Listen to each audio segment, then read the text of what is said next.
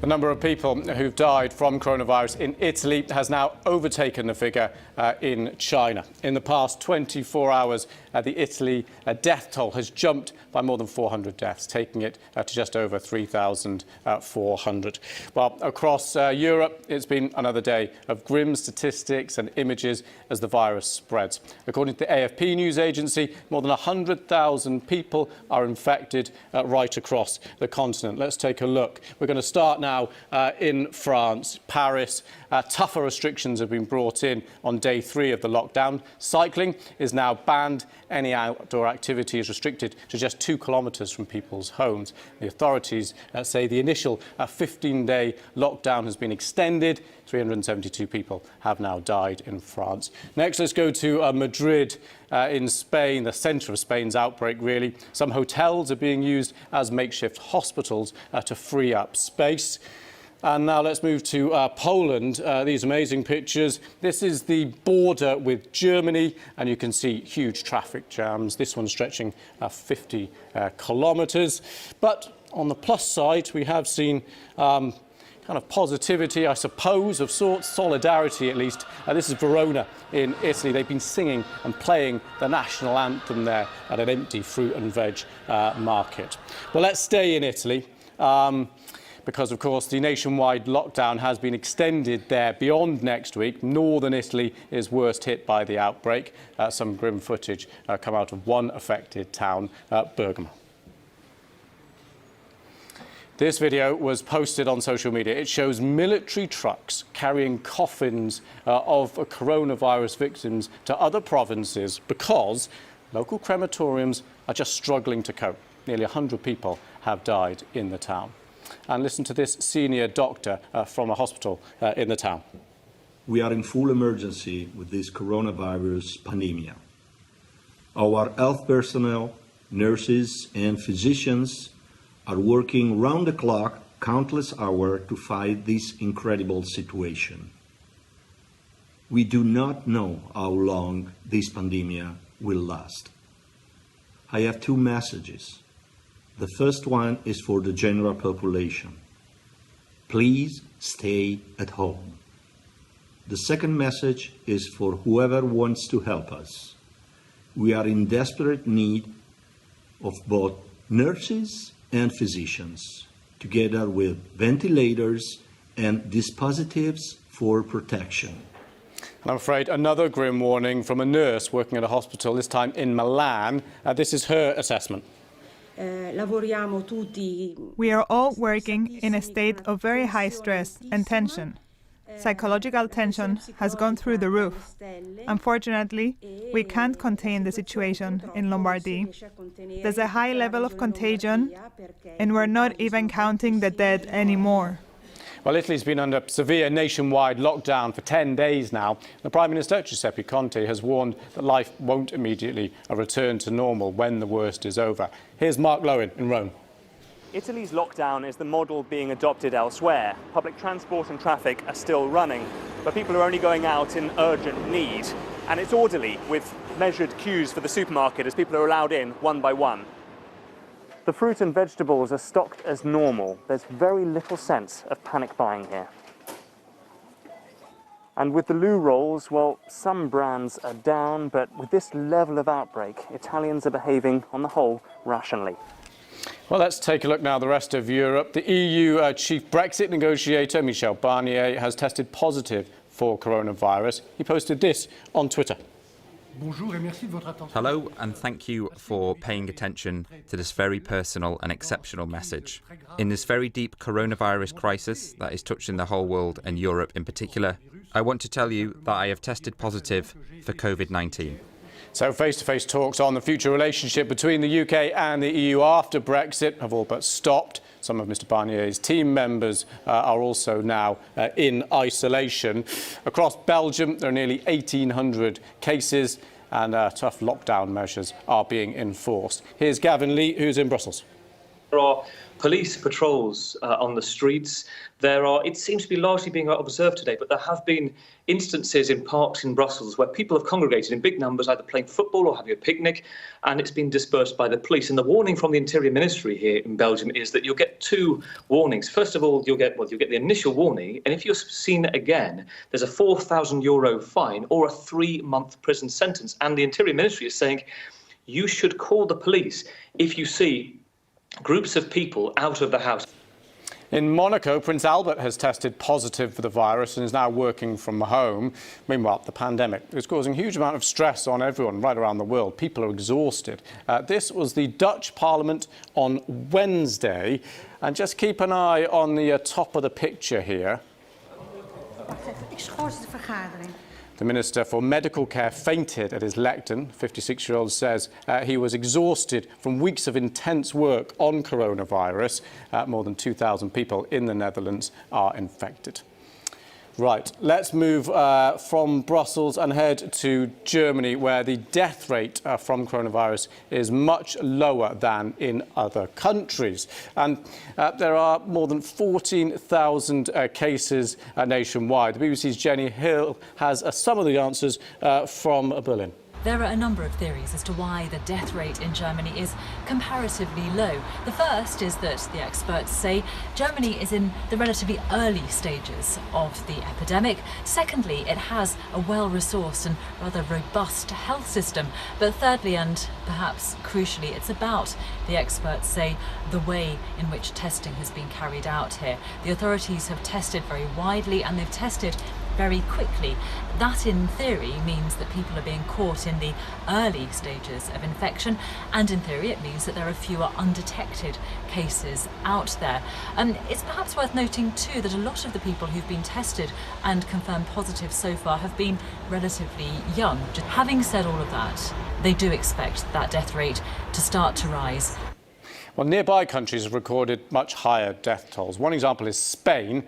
In just 24 hours, the number of fatalities jumped from 200 up to 803.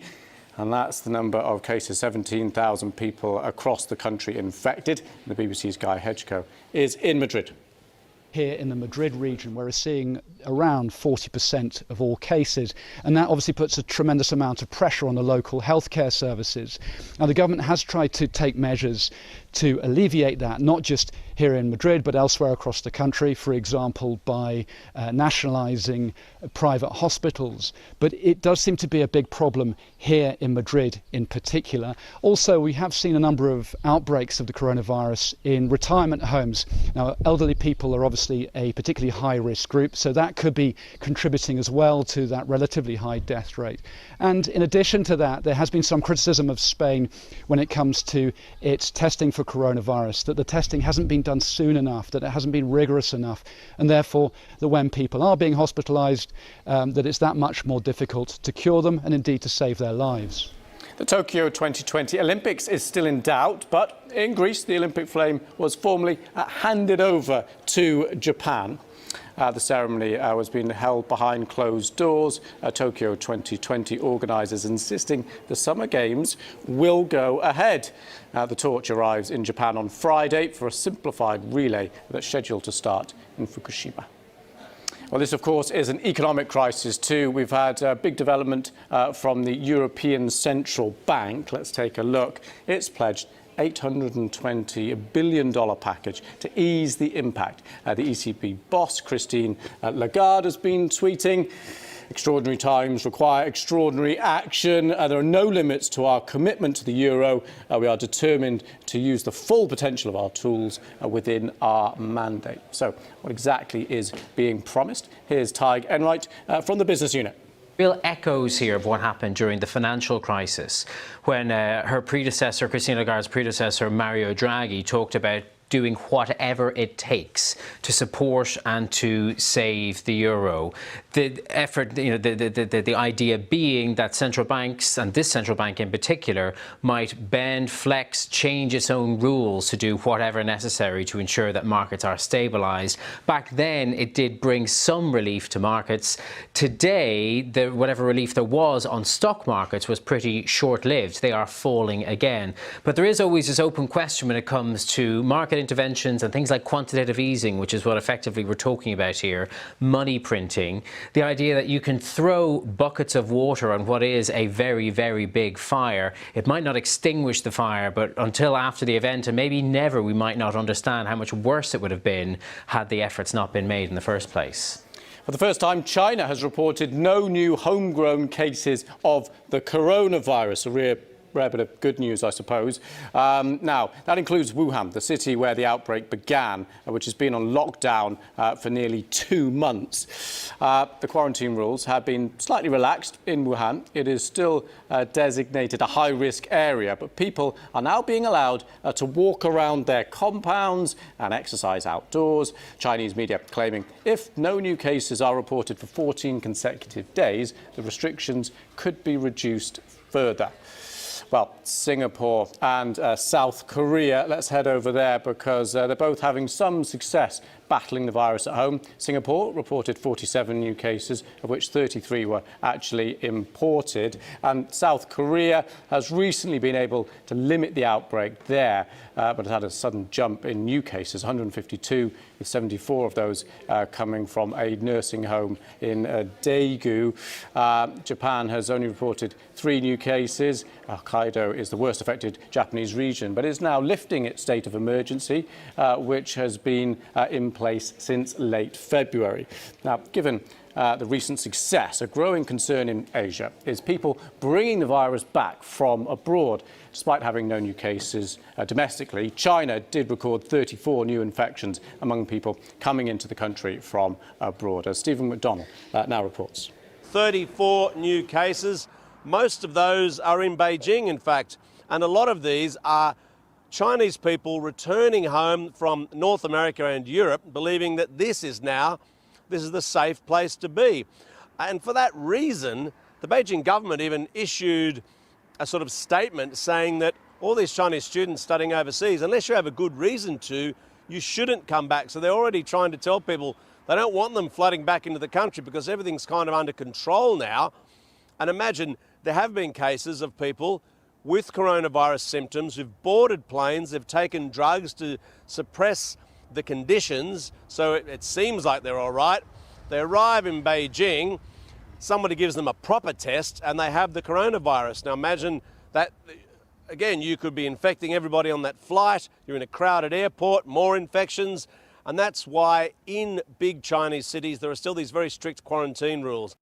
Iran has reported its biggest jump in coronavirus deaths. 149 new fatalities have been confirmed in the past 24 hours. The death toll is now nearly 1,300, and there have been more than 18,000 confirmed cases. It's the worst affected country in the Middle East, and on top of that, experts believe the number of cases may be underreported because testing is being restricted to severe cases. Here's Rana Ramport from BBC Persian. Iran is a very vast country and with more than 80 million people, and reports from many cities and smaller towns say that they don't have test kits and they're unable to test all the people who are passing away. But interestingly, Kianush Jahanpur, one of the spokespeople for the health ministry, said that every hour 50 Iranians are being infected by the coronavirus, and every 10 minutes one person is dying. This is already a very high number, and if we believe these numbers are true, it seems that the measures that the Iranian authorities have introduced are not enough. So here's the situation in the Middle East. These are the 5 most affected countries in the region. Israel, nearly 530 cases, and the government there says it will impose a curfew for the next 7 days. Qatar, over 450 cases. Bahrain, 1 death and nearly 280 cases. And Saudi Arabia has almost 240 cases. But Iran is the epicenter of the region's outbreak. The government's been criticised for responding too slowly. Even so, this week it closed Shia Muslim shrines in Qom. And take a look at this, though. You can see people still went outside the shrines to pray. Well, in the US, there are more than 11,000 confirmed cases of coronavirus, and more than 150 people have died. Washington state is the worst affected, with 68 deaths. President Trump has asked US health regulators to roll out potential therapies aimed at treating the virus. Clinical trials are already underway for many new therapies, and we're working on scaling these to allow many more Americans to access different drugs that have shown really good promise. We've had some really good promise. President Trump named 2 drugs that the Food and Drug Administration, the FDA, is currently looking at. The first is remdesivir. It's an experimental antiviral drug. It's produced by Gilead Sciences, whose headquarters are in California. And this man is the company's boss, Daniel O'Day. He was at the White House earlier this month, meeting with the president and the task force there. The second drug is a common anti-malarial called hydroxychloroquine. Here's the FDA chief. We need to make sure that the sea of new treatments will get the right drug to the right patient at the right dosage at the right time. As an example, we may have the right drug, but it may not be in the appropriate dosage form right now, and that may do more harm than good. Those are the things that's our job to look at, and that's why it's really important we have these dedicated professionals looking at these aspects of therapeutic development. Well, here's an expert speaking from Palo Alto on what these 2 drugs are all about. We know that remdesivir, which is one of the drugs that's being trialed now in the United States, has been shown to have broad antiviral activity against numerous viruses. So hopefully those studies, which have been underway now for a few weeks, also here and in China, we will have some information coming forth soon. The other drugs that President Trump were talking about, hydroxychloroquine and chloroquine, are drugs that we have used to treat malaria in the past. There's some promising information that came out over the last few days showing that patients who received hydroxychloroquine may rapidly clear their viral load from SARS-CoV-2 quickly. I need to caution, though, that this is a very small study, and this is why we need to do a larger clinical trial or study to find out more information. OK, we're going to look at what's going on in other parts of the world now. And in India, which has more than 170 confirmed cases and 4 deaths, Prime Minister Narendra Modi has ordered a curfew of staggering proportions. The BBC's Arunodaya Mukherjee in Delhi has the details. Asking citizens to not come out of their homes unless absolutely necessary. The Prime Minister said the symbolic day-long curfew on Sunday, the 22nd of March, from 7 a.m. to 9 p.m. will be a test of the country's resolve and show of unity. All except those involved in essential services have been urged to observe this public curfew. The Prime Minister, many observers say, used this opportunity to perhaps prepare citizens in case India has to observe a formal lockdown in the near future. Well, let's move to Africa, which has 640 confirmed cases across more than 30 countries. That's according to the African Union and the Africa Centre for Disease Control and Prevention. And let's take a look at this image, which really shows the spread with the darker red areas where there are more cases. Now, the continent is being warned to prepare for a big jump in the number of cases. In fact, the head of the WHO is from Ethiopia. Let's take a look at what he said. He said, Africa should wake up, my continent should wake up. Well, the coronavirus has so far multiplied more slowly in Africa than in Asia or Europe. And there's been speculation that's because of the higher temperatures there. Well, let's take a look at that. This is our correspondent. It's quite long, but basically he says, as yet, there's no evidence that the spread of the coronavirus is reduced in Africa due to the higher temperatures there. Other studies into flu have been going on, but all viruses are different, and this is a new virus. Well, one factor that's been highlighted is the role of religion on the continent. Here's the BBC's Anne Soy. People congregate either on Friday for the Muslims and over the weekend for Christians. And across the continent, there are more and more calls for religious leaders to reconsider holding big meetings. South Africa's President Cyril Ramaphosa held a meeting with religious leaders today in South Africa to urge them to do this. In Kenya, there was a similar call from President Kenyatta over the weekend, and we have seen that the evangelicals have heeded that call. Some of them will be streaming their services on Sunday. The Muslims have said that people should not go to the mosques. This is unprecedented. Brazil is closing its land borders for 15 days, blocking entry from all of its neighbours except Uruguay. Now, many of you will have seen this picture, which I'll hopefully be able to show you. Now, there we go. It's the statue of Rio de Janeiro's The Christ the Redeemer, lit up with images of continents grappling with the pandemic. You may also have seen and heard this. For 2 nights now, people have been banging pots in protests. They're angry at President Bolsonaro's handling of the situation. He'd previously dismissed the coronavirus pandemic as a fantasy. Well, Katie Watson, as you can see, is in Sao Paulo. Katie, good to see you. So what are these protests all about? Well, these protests are, they're just the anger really people feel about the way Bolsonaro has handled the coronavirus crisis so far. You may have heard just a few days ago at the weekend, there were these huge marches that were organised in support of Bolsonaro against Congress, and they'd been planned for a while. But he came out saying they need to stop, we need to call them off because of the health of Brazil. That said, people still came out on the streets. He came out, he shook hands, he took selfies.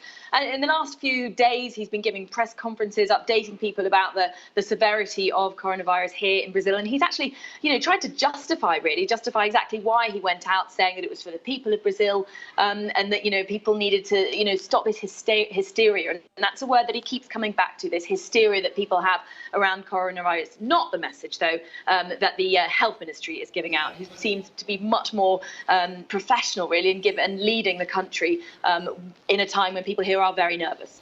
And what about the restrictions and measures and things that could be coming down the line there? Well, as you mentioned, the land borders have been closed here in Sao Paulo, where we've seen the highest number of cases. Shopping centres are being told to close until April. Supermarkets and pharmacies, they're allowed to stay open. There are delivery services for restaurants. You can't go out and sit in a restaurant now very easily. I mean, the roads here are very, very quiet. In a city that's, the bigger cities, we're talking 20 million people, but the streets are clear. That's never seen in this country. In the big cities. So certainly people are taking notice, trying to stay indoors as much as they can.